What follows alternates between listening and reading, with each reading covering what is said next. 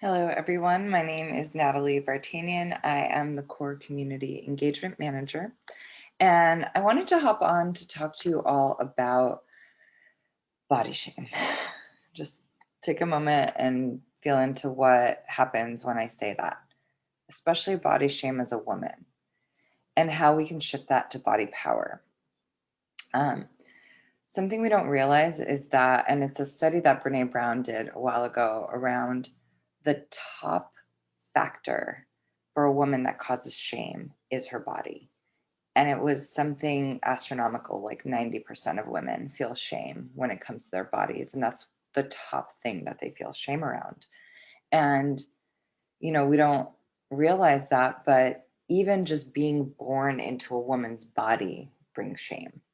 Because think about it. When was the last time you got the message that being a woman is good, or having a female body is good, or that being sensual is good?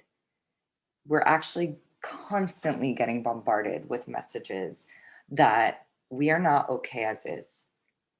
So you either fix it, you adapt it, you hide it, you morph it, you paint it, you know, have surgery. And again, not that any of these things in and of themselves um, are a negative thing. It's that place that we do it because we feel we have to, right? And sadly, our bodies then become the storehouse for all of this contortion, right? All of the ways that we're trying to fix, adapt, hide, we feel it in our bodies. So, of course, we're not walking around feeling powerful and open and expressed in our bodies, right? We feel shame around it. And how that shows up is then we make ourselves small. We try and be invisible. Either that's through the way we dress or not taking care of our bodies. And eventually we become disassociated from our bodies, right?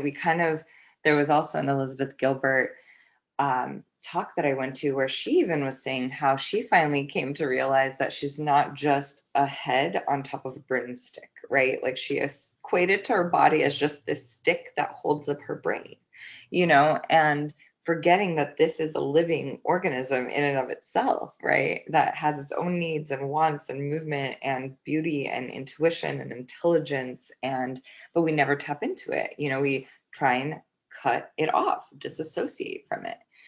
And then because of that, it starts deteriorating because we're not giving it any love or care or affection. And the thing is, that comes from this deeper place, where we don't feel like we deserve love or affection or care as a woman, right? Or even as a person, but definitely as a woman. So, this feeling of not deserving has us living in fear, and I can give you a personal example. When I was in college, they joke about the freshman 15 and like this dreadful thing, don't do it, don't gain the weight. And I remember at that time gaining 30 pounds, and I was like, freshman 30, like, what is that all about? And when I looked back, it was like, well, of course, I wasn't taking care of my body. I wasn't exercising. I wasn't eating well. I was working a lot. I was full-time school, full-time work, so there was just that practicality of it. But then there was also this place of like, I never felt comfortable in my body. I never felt proud of my body. I was also like afraid of attention that was like too sexual or to be taken advantage of in any way. And that unfortunately happens for a lot of women. I mean, if I was to admit this, I even was one of those women that was taking diet pills at 12 because she didn't like her body and was trying to fit some standard of what beauty is. And so we have these wounds around our bodies and the shame that just gets kind of builds one on top of the other, right? So we're afraid of feeling pleasure, then we're afraid of being exposed, we're afraid of expressing ourselves, right? We're just trying to live right under the radar. And I see that for a lot of women that I talk to, women I work with, women that show up at core. We're just living right under the radar. And then we're also tearing down other women. There's judgment and competition and criticism. when all we want is to feel open and expressed and free and powerful, right? But we just end up contorting ourselves otherwise, and how we look. And we're wearing Spanx and bras and doing makeup and shaving and all the liposuction, like all the things we do that we do because we feel we have to, right? So again, those things are not negative in and of themselves, but it's the motivation behind it. It's what we're trying to achieve by doing them, right? So what's at stake if we keep going this way, right? If we don't actually address this issue of our shame and insecurity around our bodies and the ways that we end up self-sabotaging our own bodies, right? Because our bodies is the place that store intuition, right? It's where we access intuition, our knowing. When we cut ourselves up from our body, we cut ourselves off from that. It's like the very wisdom of being a woman lives in our bodies. And when we disassociate from it, we dissociate from our intuition and our greatest gifts, right? We end up staying small forever. We don't reach our full potential. We potentially end up regretting the life that we lived and what we didn't do for ourselves and our bodies on our deathbed. I mean, I kind of see it with my mom right now. Her body is just kind of falling apart on herself, and she never gave herself that kind of love and attention. And so it's sad to see the way that then at the end of our lives, when we're supposed to be retiring and we're supposed to be enjoying our lives finally, right, and our bodies are breaking down at a time that we should be able to enjoy them the most, right? And so those gifts don't get offered to the world. You end up just staying small. And that's such a disservice to ourselves and the world, right? To you and the world. This silent suffering, right?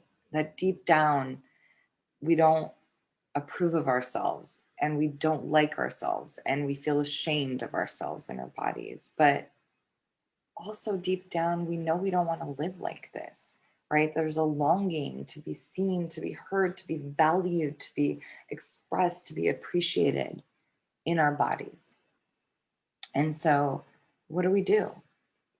First you identify those stories, those narratives, versus your own truth, because that's the thing. We take on all this stuff around how a woman should look and how a woman should walk and how a woman should present herself and how a woman should act and behave, right? We take all of that as truth. But who is actually making that decision, right? Like who is deciding that? Was it something I heard on the outside or was it now inside this message, And then, something at core we talk about is we have different parts of ourselves too. Like we have that wounded part that is hurt and doesn't want to get hurt again. We have the survivor part that just wants to protect the little wound and protects us from getting hurt, and that one has lots of strategies and lots of plans and lots of ideas and is very convincing. And then we have that healthy part of ourselves that knows who we are, how to be with situations, how to be with people, how to treat ourselves in a healthy way. And so all of those things, right, we can tune into and figure out who is talking and where that message is coming from, and realize that we can change it if it's not our truth, right? So another thing is, after we identify, is to heal the wounds, heal the trauma, because those are the things that are running the show. And those are the things that create a cost in our bodies, And so we need to not only do the mental healing and the emotional healing, but also the somatic healing, because again, this is about our bodies and it lives in our bodies. And so this somatic work is important because it includes the body in the healing, versus just like we're kind of talking about the body and healing it, and we're feeling the body and healing it, but we're not actually healing it in the body in such a way that creates a cellular transformation, And lastly, it's creating a new relationship with your body, a brand new relationship, or one that you want to have with your body, and you get to create that.